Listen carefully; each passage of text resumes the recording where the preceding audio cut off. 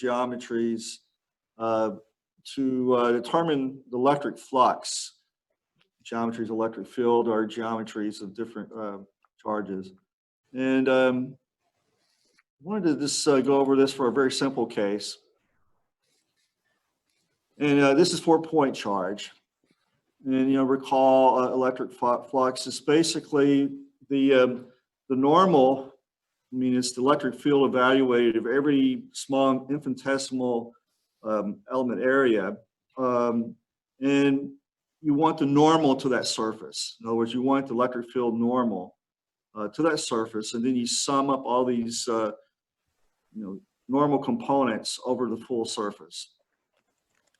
So in the case of a point charge, field lines radiate radially from the point.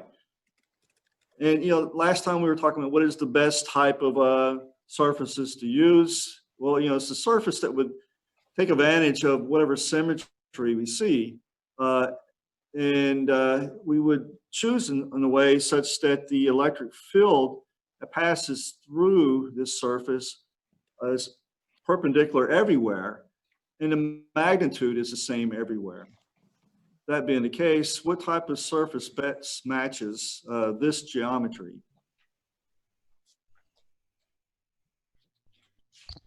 A circle or a sphere? A sphere, exactly right.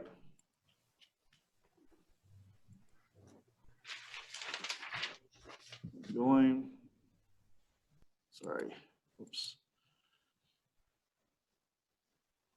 So, an enclosed surface, a sphere, such as in this case, one of the big things about a sphere is that the angle in which electric field and the normal to the surface is 0 every point on this surface, and consequently cosine is 1 everywhere.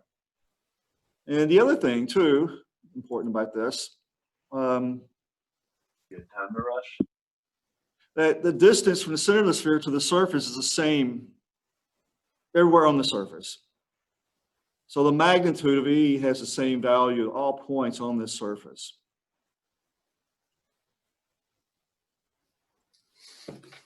Okay, so let's begin to evaluate the electric flux over the surface. And so we know, like the element, one of the area elements dA, electric field that passes through that element. And as stated already, the dot product, the angle between those two vectors, is 0.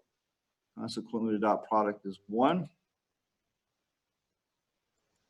So we have this relationship, the electric field magnitude times dA. The magnitude is the same everywhere, so we can just write this as E.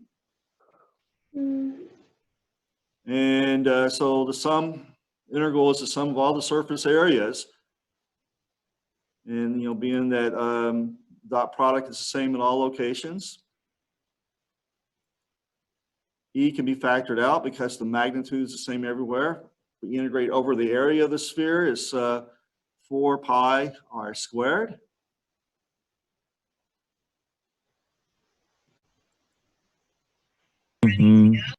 And all I've done in this next step is I'll replaced the electric field by the relationship that we have determined by coulombs. It's the electric constant times the charge divided by the radius squared, distance squared. And you can see from this, things cancel out. Remember, K, electric constant is equal to 1 over 4 pi epsilon naught. And you can see the 4 pi's, they disappear. They cancel. The r squares, they cancel. So the only thing that's left is the charge divided by epsilon naught. I mean, completely independent of the radius of whatever surface we use, in this case, a sphere. Can I ask a question? Sure. I don't know if this is a dumb question that I'm just like not seeing here. Can you explain why the like the angle between E and dA? Because I know that E is the electric field and dA that's the surface area. How is it that that angle between the vectors is 0? Well, for a spherical surface, if you consider, the normal to whatever element, very small element on that surface, I guess, it should be radially, away from the center of the sphere. Another way to look at it, if you were to just look at the cross section, such as that image on the right, you can see, if you were to take one of the circle and you remove one of the arc lengths, tiny arc length, the normal to that surface, the arc length is,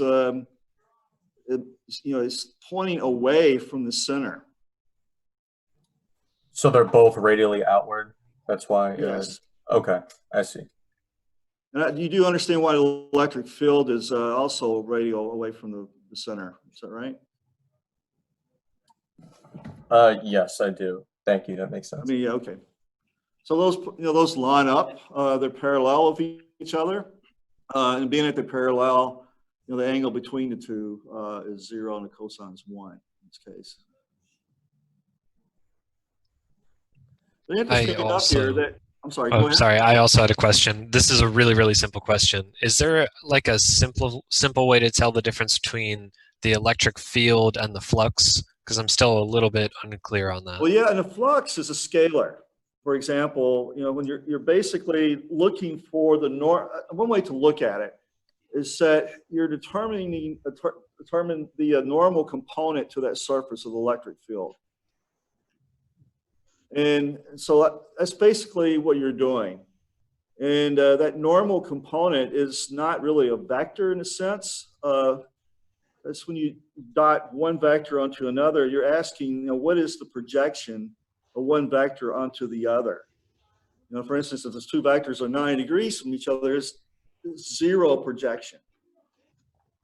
So the electric flux, in some sense you can say that's the measure of the electric field at every point on that surface, but it doesn't have a direction.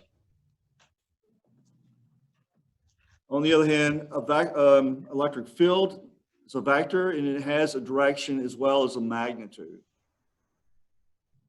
The way to look at it in the flux is basically the projection of the electric field to the area, or projection onto the normal to that area. What area? I guess that area element is what I meant to say. Okay, I think I follow. So it's sort of like a geometric projection of the electric field at a certain point. Yeah, if you have a piece of paper here, it's curved. You can see what. Actually, I think I need to unshare to do this. Stop share. So if you have it's like a curved sheet of paper right here, and say the electric field is protruding out at some angle. I don't know if you guys can see me. I can see. Now that you can see is that normal to the surface. The normal to the surface would Should more be like 90 this. degrees. And so what you're doing is you're taking an electric field that penetrates through that given point. Yo, Ricky. You're determining that projection onto the normal.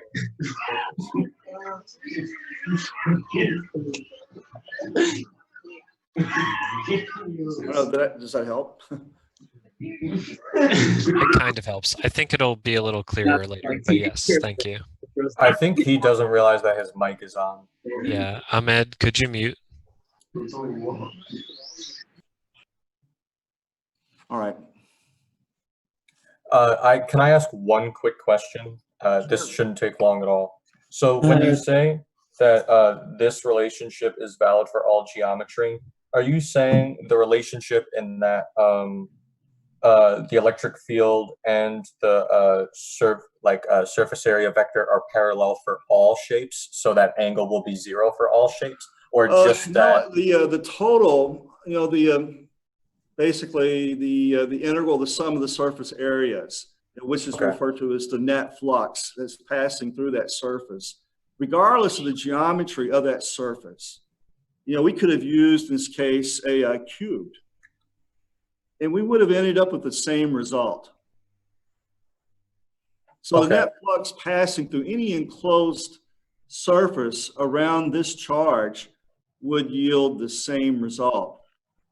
Just, it would be far more painful to do this if we had a cube, because, you know, obviously there's, you know, some off angles from the face of the, from the face of one of the cubes. You know, the angle isn't always 0 degrees. Most of the angles are not, and the magnitude changes as well. So you have to take that into account. But, you know, it could be a cube, it could be ellipsoid. But in order, you know, to take advantage of the symmetry here, you know, the sphere is the obvious choice. Okay, thank Does that you. make sense? Yep. Yep. Okay, I guess I need to restore the share screen.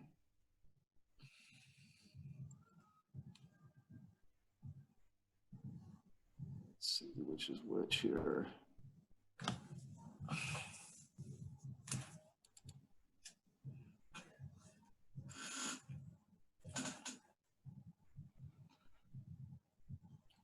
So really, you know, this relationship that we arrived at is a general relationship.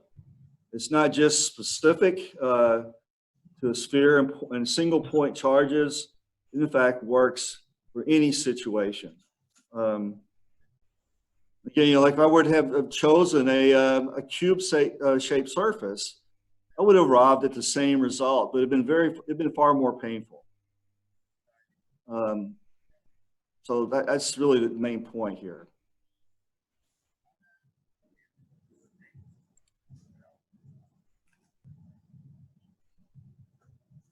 So just in general, the electric flux through any closed surface equals to the total charge enclosed by that surface divided by epsilon naught.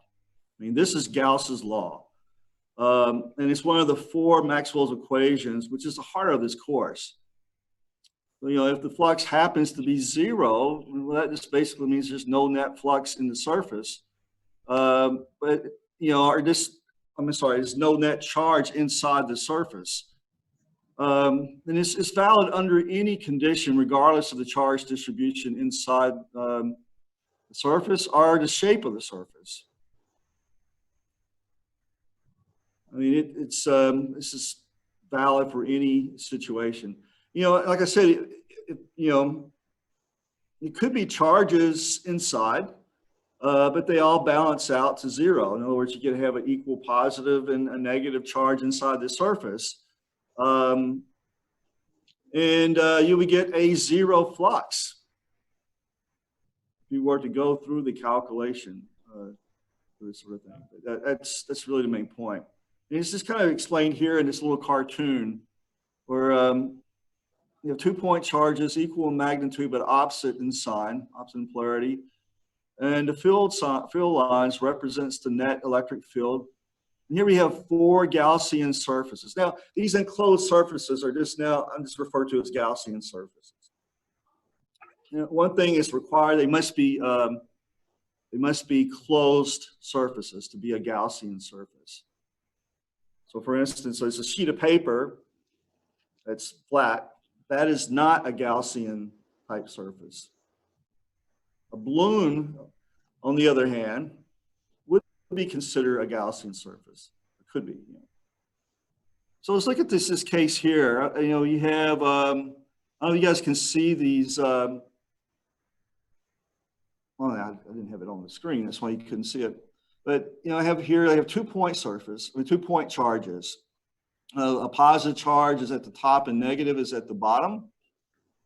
Okay, and they're equal in magnitude, but opposite polarity, opposite in sign. You know, and the field lines represents their net electric field. So we have here that's shown as this 4 Gaussian surfaces. I guess in the cross section, right? Not really shown in 3D here. So the question I have is that surface 1 It encloses a positive charge.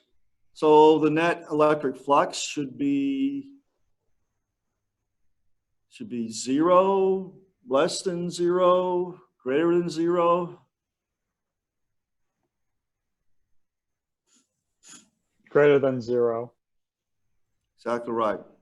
Thanks, Jacob. And for surface 2, that's at the bottom. I don't know if you guys can see that. That's, Yeah, we can uh, see. Sorry? We can Should see be it. less than 0. Less than Be 0. It'll be less than 0. It's exactly right. So now S3 is kind of out to the left a bit. It doesn't enclose any charge. 0. Oh, it must be 0.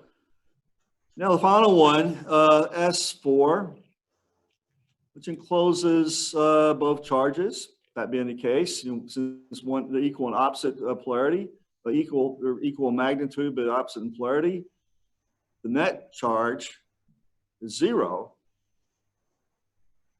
0 as well. Yeah.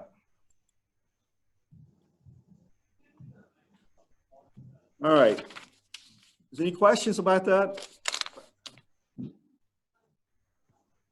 Is this the first time seeing this?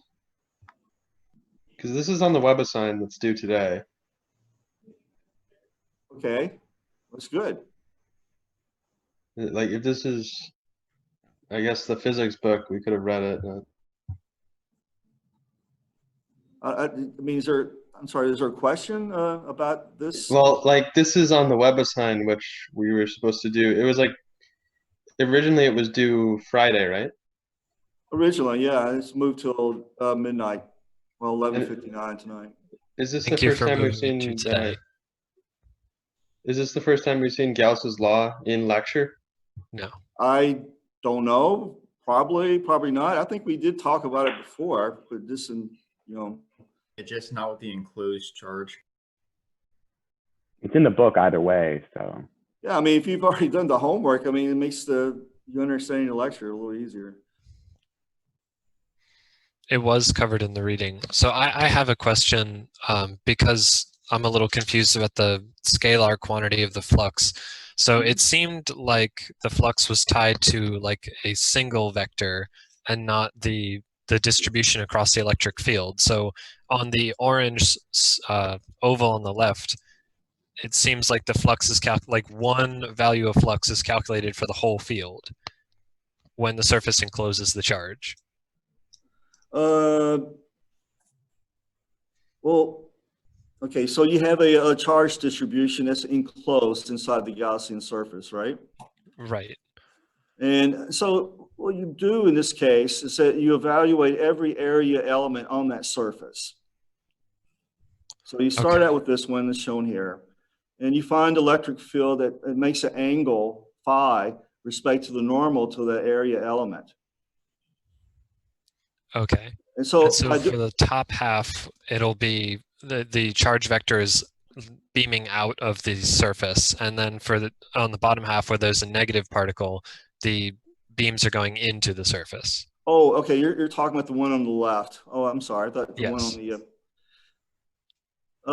Yeah, in that case, the electric field is you can think of as entering into that surface. And really, actually, we talked a little bit about this, but the way it's defined in terms of the area, dA angle, I mean dA direction, is that in the case of an enclosed surface, dA points outward. And so if the electric field is pointing inward, then the angle between those two is greater than 90 degrees.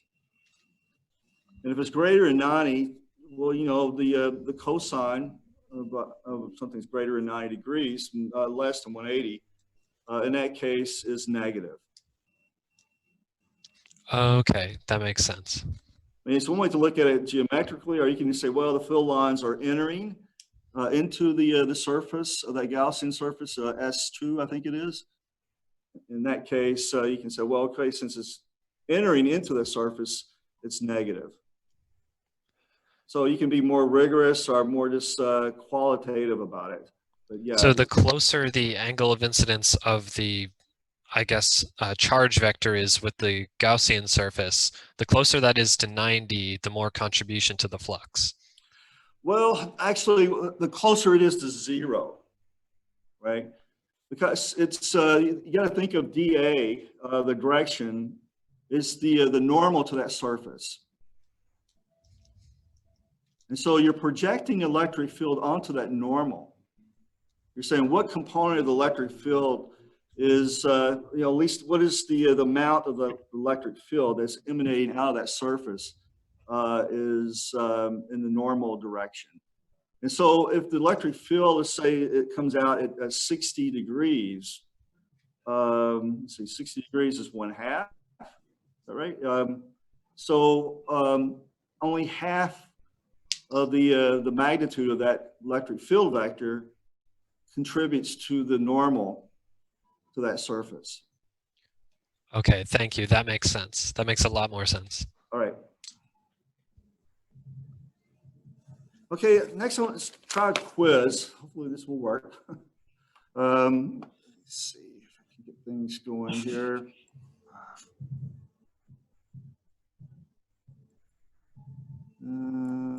How to do this? Okay.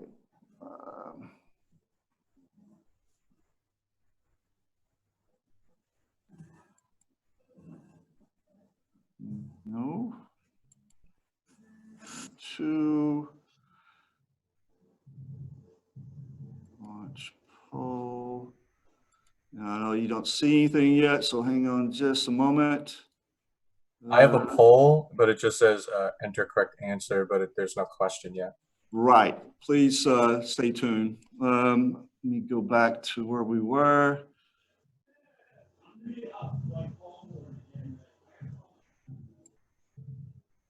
Oh, grief.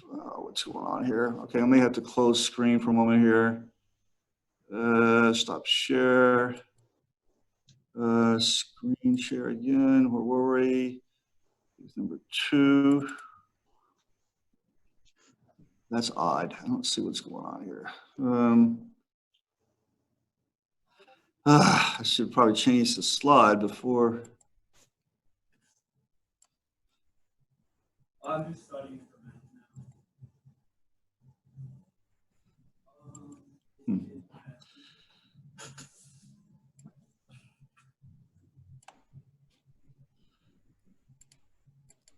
Why is this not allowing me to go back to where we were?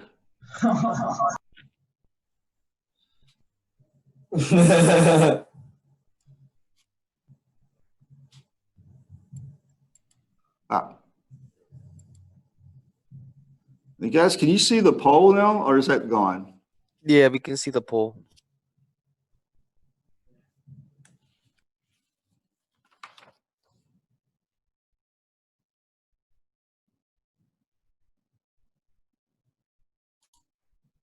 Yeah, it's I not, think sorry, there's something not right here. Hang on. I was gonna say, I think my poll disappeared, like the actual selection Oh, thing. really? Oh, great. Does anybody have that same problem? Yeah, I had the problem. At the bottom, at the toolbar, there's polls, just click it again. Oh, okay, thank you.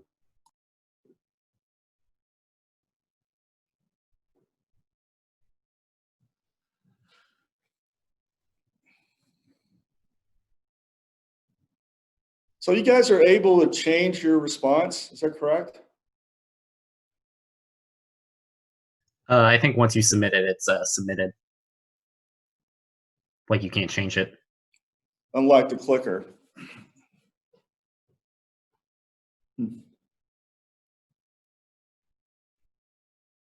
Yeah, actually, the quiz, I mean, the clicker that we did, or the poll that we did on Friday actually worked out. I was able to retrieve the responses. I certainly don't like the idea that you cannot change.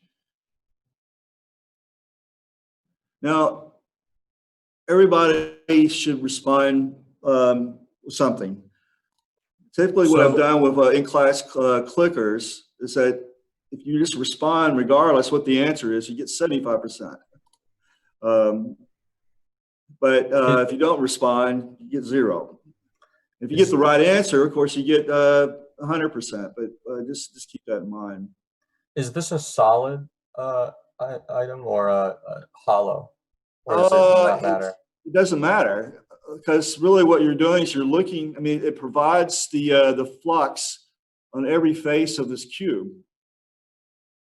Now, this is on the side 1. That tells you what the flux is coming out of that particular side, and on face 2, this is the flux, total flux coming out. 3 is in the back, so it's opposite to that of 1. 4 is opposite to 2, and 5 is on the top, and 6 is on the bottom. Are we finding the charge for each face then, and then summing the charge? Remember, how do you determine what is Gauss's law?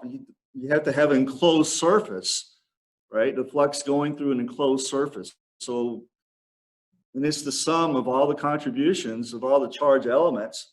Well, here you got 6 elements, right? So that would be yes.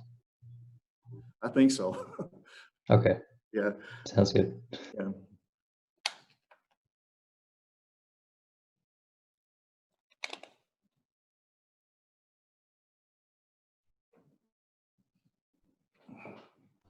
Are we able to change our answers once we've already made a selection?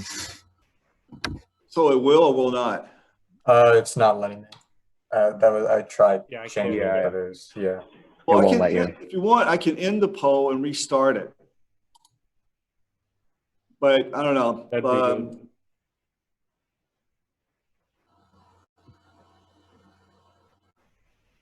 Must be a way to correct that, or to make it where you can change your answer. Now these first 2 clicker quizzes, I keep calling it that, but most part that's what it is. These will be freebies. Probably later in the week, it will count for credit.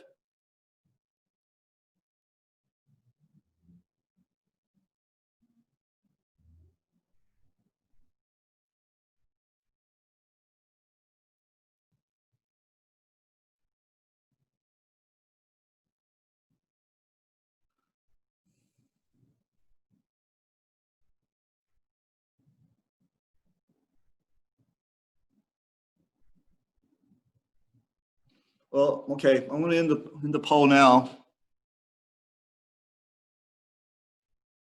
Guys, enter something. Let's see, there's still 3 more left.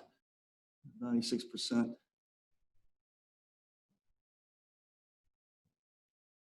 Yeah, I have to work on it, at least allowing you guys to change your answer. Okay, one more.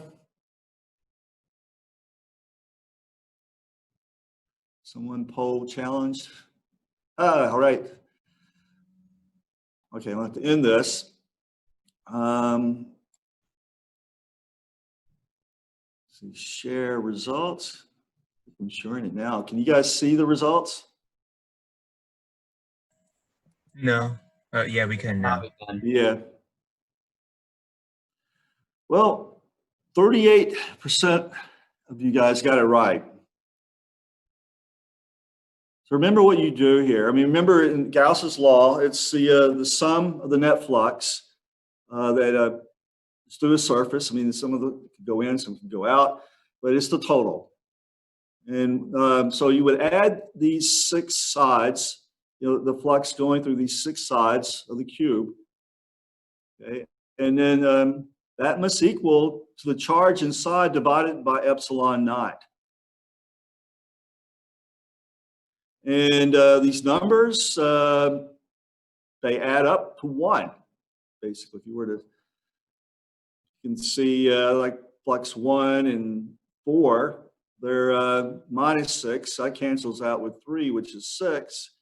And flux 2 and flux 6, they cancel out. And so you're just left with the flux from side 5. Divide that by epsilon naught. Actually, you multiply that times epsilon naught. And so A is the answer here. Any questions about that?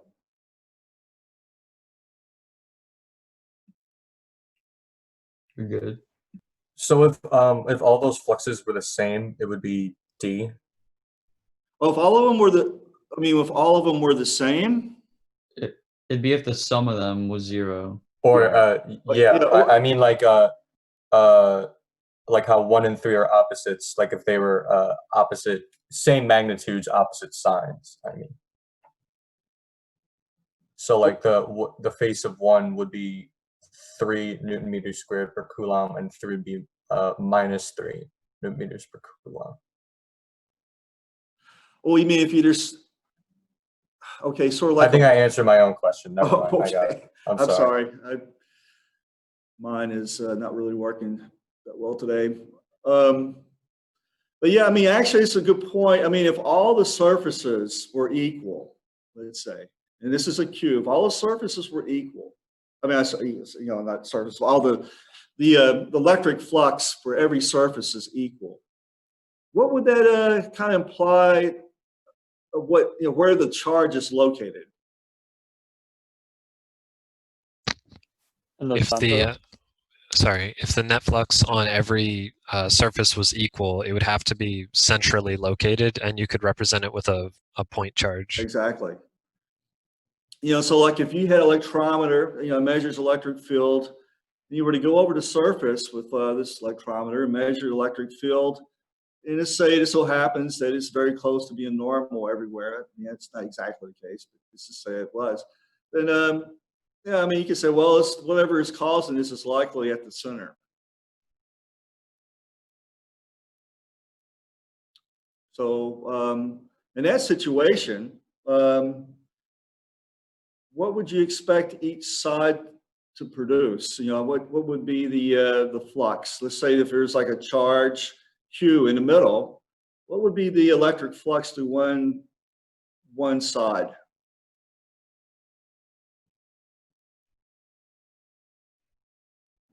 Well, wouldn't you only take into account the area of the one side rather than the entire surface area? That's right. And so exactly, it's like a 1/6, right? I mean, there's 6 sides to a cube.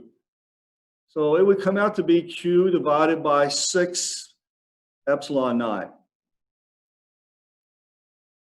Right? And each side would have the same flux.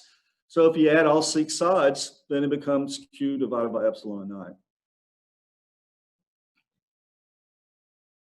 All right, let's move on. How to get rid of this? Not sure how to do this. Stop sharing. That worked well.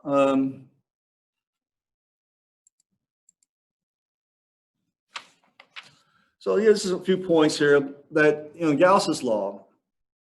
It's equal to the electric flux coming out of the surface, whatever that might be, whatever, doesn't really matter what type of surface, but it equals to the total enclosed charge divided by epsilon naught. And a relationship is valid everywhere. And it's extremely useful when only the electric field measurements are known, with no knowledge of the charge distribution. The practicality, though, solving problems using Gauss's law can be greatly improved by taking advantage of the symmetry of the system. You may not always have that advantage. You may just have to brute force do this. So like you have a box of some sort and there's a charge inside, you just really have little information to go on, so you just have to solve it brute force. Let's say you do know a little bit about what's inside, and let's say for instance it has spherical symmetry. As we already talked about, the best surface, Gaussian surface, to use in this case, is a spherical surface centered at the point of the charge. And cylindrical symmetry, like that in the case of a long wire that's charged, long string or whatever it might be. The Gaussian surface, best to use to take advantage of that symmetry, is a cylinder and is centered at the axis of symmetry. It shares, it's like coaxial with the wire or the rod or whatever it might be. Plane, planar, we call it like a very large plane of charge. Maybe not so obvious, but in this case, it's a cylinder such that it protrudes the charged surface. And that way you can see the electric field, in this case, that protruding the flat surface of the cylinder on one side and the flat surface on the other side. Well, it's normal to the surface everywhere, except on the sides, the curved side of the cylinder. You can see everywhere there the flux is 0 because the angle is 90. So let's look at this example here. You have a uniform distribution of charge on a sphere, and the charge density we give as rho. Q is the mounted charge on the sphere. And so rho is just, it's the volume density, it's the total charge on the sphere divided by 4/3 pi r cubed, which is the volume of the sphere. And this symmetry is such that you would want to use a spherical shaped Gaussian surface. Being as uniform, it should be quite clear that there's no tangential component of the electric field at the surface. It radiates spherically. And this is something actually we discussed earlier on with the cylinder using coulombs. If you were to do the integration, you would see that, say, like if you had split the cylinder in two, the left side would cancel out with the right side, and the only thing that's left is the radial component. And it works the same with the sphere. So let's look at the electric field outside of the sphere in this case. The enclosed charge, the net charge is Q. We already know that in this case. Just being that our radius that we chose of this Gaussian surface is greater than the radius of the sphere. So the electric flux, defined in the same way, a little different. But then you can see that the electric field is parallel with the normal vector to every area element on this surface, on this Gaussian surface. So we'll end up with this result. Jumping a lot of steps. Did you guys see how we arrived at this? No. Well, what is the area on the surface of the sphere, of the Gaussian surface sphere? Is that 4 pi r squared? Yep, 4 pi r squared. Do you remember on the right-hand side of Gauss's law, it's the total charge enclosed divided by epsilon naught. Oh, so is that just moving the area over to the Q over epsilon? That's right. Side? Divide both sides by the area of the sphere, and you arrive at this result here. Isn't that just equal to a point charge then? What's that? Isn't that equation equal to the equation of a point charge? Yes, that's another interesting thing. That's what we pointed out earlier on with Coulomb's law, that we arrived at that result. That in the spherical case here, electric field is equivalent to that of all the charge concentrated at the center. So did I answer your question about how I got this result? Yes. I have a Yes, question. I just dropped a few steps. So what happened to the 3 in the original thing you gave us? So Oh, it's you mean for 3/4. the density? Sure. So that's for the density. That's a volume of 4/3 pi r cubed. That's okay. That's the volume. What we need here on the right is the surface. the density we'll use in our next step here. Next, Okay, thank we're you. going to consider R, the radius of our Gaussian surface to be less than the radius of the sphere, of the charged sphere. That's the purpose of putting it there. But you see the difference, right? Yeah, thank you. Yeah. Yeah, the preliminaries were put up a little earlier for the next step. All right, so now let's consider the case where the Gaussian surface is less than the radius of the charge sphere. And it's something we've already done, at least for the cylinder case. And this is our new inner Gaussian surface.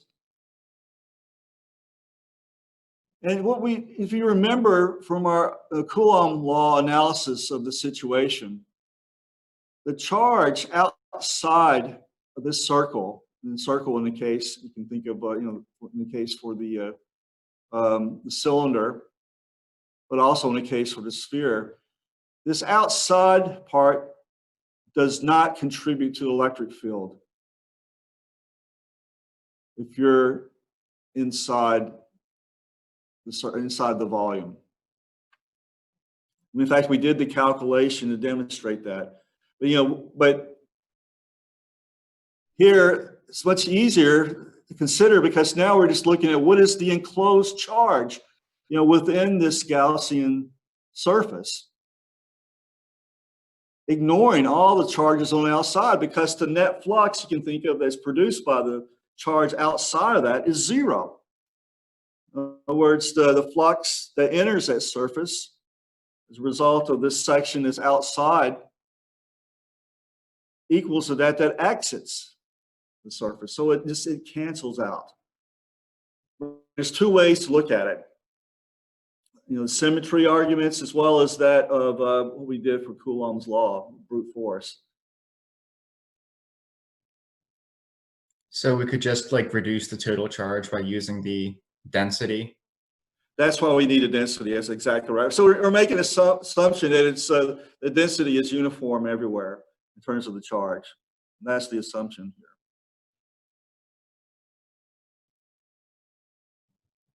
So, okay, here on the this equation here, charge enclosed by the Gaussian sphere of r less than big R, the radius of the sphere.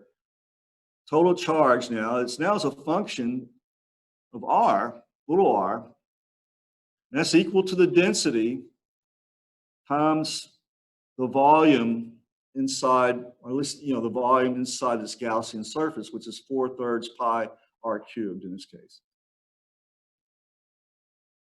That is the volume determined, or this is the volume inside the Gaussian surface. That's the amount of charge that's enclosed. And this can be rewritten in the following way. I mean, basically, we can substitute in for rho, which is defined by this relationship here we did early on, and that's equal to, I guess 4/3 or total charge inside the volume divided by the volume, which is 4/3 pi r cubed.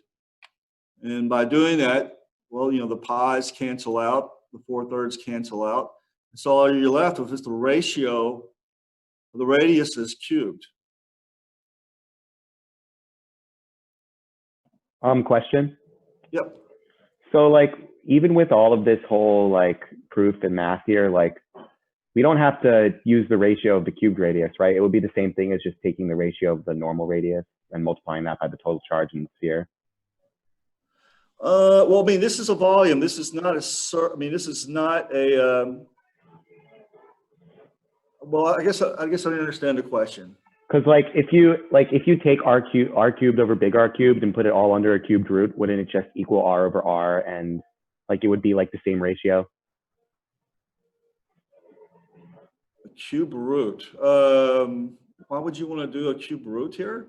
I was just asking for simplicity, like if it would be easier to just do R over big R instead of R cubed over big No, R you really cubed. need to, Well, I I mean, don't- it's telling you the ratio of the volumes. You know, being that the density is the ratio of the charge per volume, you really have to take that, you really have to leave this as R cubed in this case. I don't Okay, think that, thank you. I don't think it works mathematically anyway, because like 2 cubed over 3 cubed isn't 2/3. I'm sorry? Yeah. I'll just tell him that like what he said wouldn't mathematically work either, because 2 cubed over 3 cubed isn't 2/3. Okay, all right, yeah. Oh, I see what you're doing. Yeah, I see what you were doing. You're just basically isolating R's to the one side. Yeah, there's a little bit more to that. No, yeah, that's mathematically illegal, I think. All right, let's now move on. Electric flux is now equal to the following. And this is the amount of charge that's enclosed. We just basically substitute in for Q sub R and divided by epsilon naught. So this is just the right-hand side of Gauss's law. You know, this is basically Q enclosed divided by epsilon naught. This is what we have here. And now we have to determine the flux.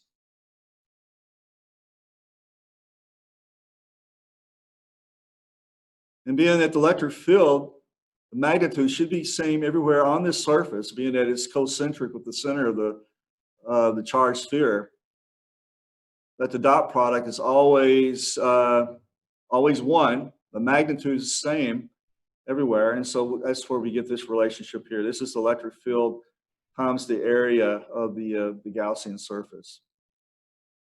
So with that, we have this relationship. Can we just use that formula for problems like this? I hate formulas. Really, it's the concept you should understand. So I guess short answer, yes, I guess you can, but it's really the concept I want you to focus on. Okay. Not memorizing formulas. It's I think it's a waste of resources. But this formula probably will be on the reference sheet. I'm not sure. I'm going through the chapters, and I think, you know, basically the summary at the back of each chapter may be a good section to extract out for the reference sheet in the exam. And so this is what it will look like.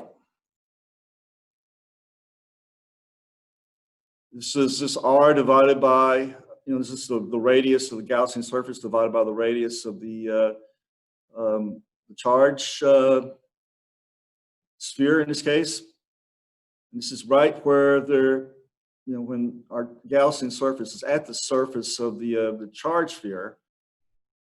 And outside that, you have this this nice 1 over R squared. That's what we derived on the first step. And this is the linear relationship that we acquired here for being inside. It's the fact that your enclosed charge is changing with time. I mean, changing with radius, not with time.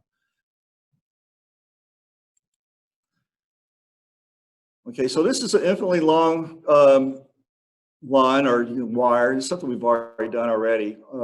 But the cool thing is we arrive at the same result. And the charge density is distributed by the length. It's uniformly, and the electric field E must point away radially. This is from symmetry arguments. So we have this line. Supposedly, say this goes to minus and plus infinity. And the ideal type of Gaussian surface to use is cylindrically in this case. Professor? Yes. I just wanted to let you know that it's 2:16.